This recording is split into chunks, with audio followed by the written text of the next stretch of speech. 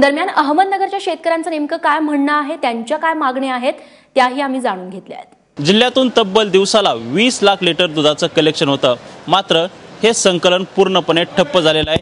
त्याचबरोबर शेतमालही शेतकऱ्यांनी बाजारामध्ये आणलेला नाही, त्यामुळे मार्केटमध्येही शेतकऱ्यांची शांतता असल्यास पाहायला मिळत आहे। या संदर्भामध्ये आपल्याबरोबर बरेचसे शेतकरी आहेत, त्यांच्याशी आपण चर्चा करणार आहे।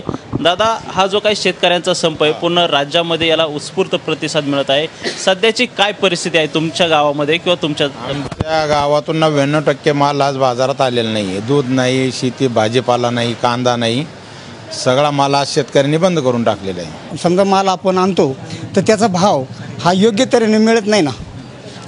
आजपर्यंत आम्हाला हा सारा दुर्मिळ भाव भेटत चाललेला आहे। आज सरकारने असं हे करायला पाहिजे की बुवा आमच्याकडून शेतकऱ्याकडून टॅक्स वसूल करावा, पण हमी भाव द्यायला पाहिजे। आज कांदा 2 रुपये किलो चालला आहे, शेतकऱ्याला परवडतो का तो? मजुरी कुठे गेली? मजूरसुद्धा शेतावरती रोख पैसे मागतात, कुठून द्यायचे? हे सहन करायचं कुठपर्यंत? शेतकऱ्याला फार दुर्मिळ घटना आहे होत। आज मुलांचे शिक्षण होत नाही, हे लाख लाख रुपये डोनेशन द्यायचे, इंजिनिअरिंग साईडला मुलांना शिकवायचं कसं, नाही का? आणि मुलांना 99% मार्क असताना शेतकऱ्याच्या मुलाला वाव नाही आहे त्या ठिकाणी, म्हणजे अशी वेळ होत आहे।